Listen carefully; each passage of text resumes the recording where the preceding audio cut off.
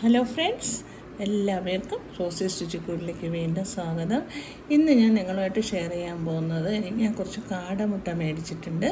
അപ്പോൾ ആ കാടമുട്ട ഒന്ന് റോസ്റ്റ് ചെയ്യുകയാണ്. അപ്പോൾ അത് എൻ്റെ ഫ്രണ്ട്സുമായിട്ട് ഞാനൊന്ന് ഷെയർ ചെയ്യാമെന്ന് വിചാരിച്ചു.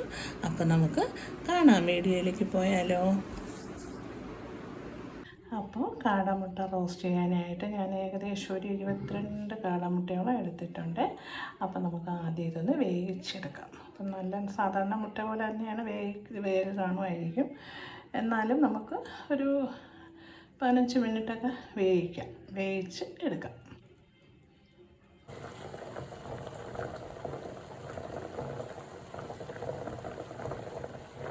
അപ്പോൾ നമ്മുടെ കാടമുട്ട റോസ്റ്റ് ചെയ്യാനായിട്ട് നമുക്ക് സവാള ഞാനൊരു വലിപ്പമുള്ള ഒരു 2.5 സവാള എടുത്ത്, ഒരു മീഡിയം വലിപ്പമുള്ള 2.5 സവാള എടുത്തിട്ടുണ്ട്.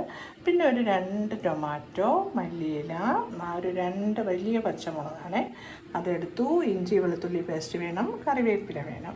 അപ്പോൾ ഇതെല്ലാം കൂടെ നമുക്കൊന്ന് വഴറ്റി എടുക്കാം. അപ്പോൾ പാൻ അടുപ്പത്ത് വെച്ചു, വെളിച്ചെണ്ണ ഒഴിച്ചു കൊടുത്തിട്ടുണ്ട്. ഇനി നമുക്ക് വെളിച്ചെണ്ണ ചൂടായി കടുക് ഇട്ട് കൊടുക്കാം.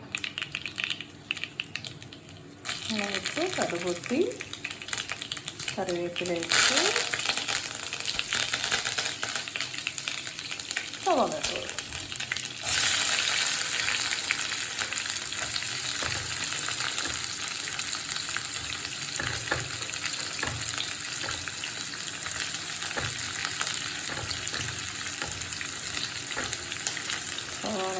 പച്ചമുളക് നല്ലോണം നമുക്ക് വഴറ്റിയിടാം.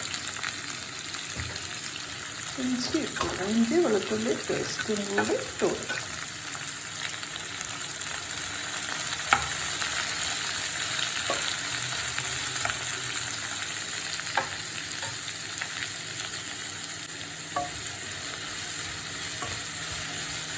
ഉപ്പിട്ട് കൊടുക്കാം.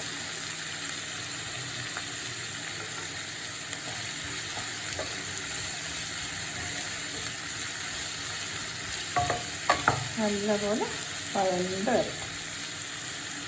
സവാള ഏകദേശം വഴണ്ടി വന്നിട്ടുണ്ട് കേട്ടോ. ഇനി നമുക്ക് ടൊമാറ്റോ ഇട്ട് കൊടുക്കാം. ടൊമാറ്റോ കൂടെ ഇട്ട് കൊടുത്തതിന് ശേഷം നമുക്ക് ടൊമാറ്റോ നല്ലപോലെ വഴറ്റിയെടുത്തിട്ട് നമുക്ക് പൊടികളിട്ട് കൊടുക്കാം.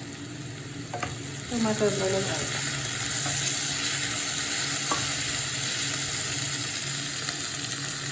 അപ്പോൾ കാടമുട്ട ഞാൻ തോടെല്ലാം ഇളക്കി, ചിലത് തോട് പൊളിഞ്ഞപ്പം വെച്ചതാണേ. അപ്പം എല്ലാം തോടെല്ലാം ഞാൻ ഇളക്കി വെച്ചിട്ടുണ്ട്. ഇനി നമുക്ക് ഉള്ളി തക്കാളിയൊക്കെ നല്ലപോലെ മൂത്ത് വരുമ്പോൾ നമുക്ക് ഈ കാടമുട്ടയും കൂടി ഇട്ടൊന്ന് വഴറ്റിയിട്ട് പൊടികളിട്ട് കൊടുക്കാം. നമ്മുടെ കാടയും കൂടി ഞാൻ ഉള്ളിയുടെയും സവാളയും കൂടെ ഇട്ട് കൊടുത്തിട്ടുണ്ട്.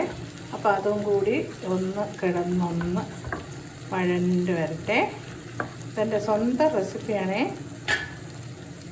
അപ്പോൾ ഒന്ന് വഴണ്ട് വന്നിട്ട് ഇതിന് മീതെ നമുക്ക് പൊടികളെല്ലാം ഇട്ട് കൊടുക്കും. പൊടി പ്രത്യേകിച്ചൊന്നുമില്ല. മഞ്ഞൾപ്പൊടി, മുളക് പൊടി, ലേശം മല്ലിപ്പൊടി, കുറച്ച് കാശ്മീരി ചില്ലി, പിന്നെ നമുക്ക് ഗരം മസാലപ്പൊടി, ഇത്രയും മതി, കുരുമുളക് പൊടി, ഇത്രയും പൊടികൾ മതി. നമുക്കിട്ട് നല്ലപോലെ വഴറ്റിയെടുക്കാം. അപ്പോൾ നമുക്കിനി പൊടികളിട്ട് കൊടുക്കാമേ. അപ്പോൾ ആദ്യമായിട്ട് മഞ്ഞൾപ്പൊടി ഇടാം. മഞ്ഞൾപ്പൊടി, 1 സ്പൂൺ കാശ്മീരി മുളക് പൊടി ഇടുന്നുണ്ട്.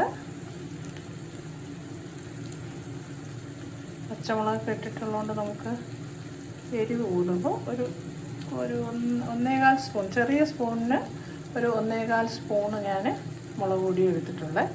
കാശ്മീരി മുളക് പൊടി ഇട്ടോളാം, കാര്യം അത് എരിവ് ഇല്ലല്ലോ. പിന്നെ നമുക്ക് വേണ്ടതെന്താ, ഞാൻ ഒരു ചെറിയ സ്പൂണിന് ഗരം മസാലപ്പൊടി എടുത്തിട്ടുണ്ട്. നമുക്ക് ലേശം മല്ലിപ്പൊടി ഇട്ട് കൊടുക്കണം. വെളിച്ചെണ്ണയാണ് ഞാൻ ഉപയോഗിക്കുന്നത്. വെളിച്ചെണ്ണ മതി. ലേശം മല്ലിപ്പൊടി, ഇനി നമുക്ക് ലേശം കുരുമുളക് പൊടി. എല്ലാം കൂടെ എരിവ് കൂടും, അത് വേണ്ട, ശകലം മതി. എന്നിട്ട് നമുക്കൊന്ന് ഇളക്കി റോസ്റ്റ് ചെയ്തെടുക്കാം.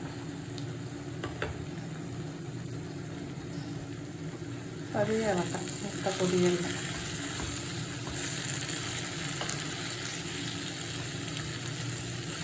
ഉപ്പൊക്കെ നോക്കണം. ലാസ്റ്റിൽ നമുക്ക് മല്ലി ഇലയും കൂടി വിതറി കൊടുക്കാം. ഇത് നമുക്ക് സ്പൂണിൽ കോഴി കുട്ടികൾക്കൊക്കെ കഴിക്കാനും നല്ലതാണ്. അങ്ങനെ കഴിക്കുന്നതായിരിക്കും കൂടുതൽ ഇഷ്ടം. പിന്നെ നമുക്കിപ്പോൾ ചപ്പാത്തിയുടെ കൂടെയൊക്കെ നമുക്ക് കഴിക്കാം.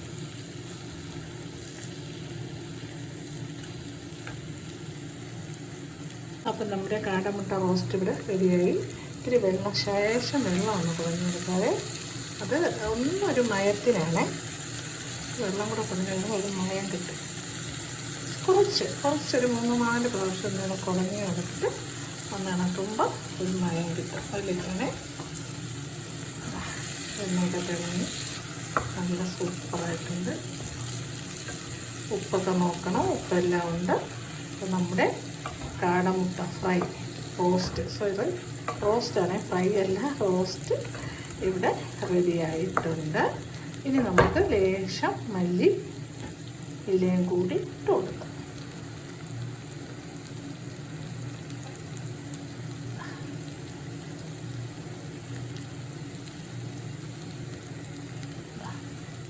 മല്ലി ഇലയും കൂടി ഇട്ട് കൊടുത്തു.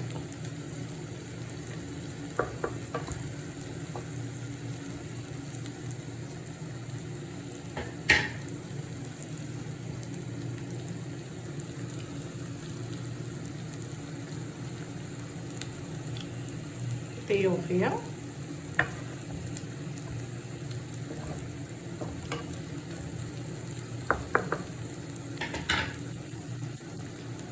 തീയെല്ലാം ഓഫ് ചെയ്തു.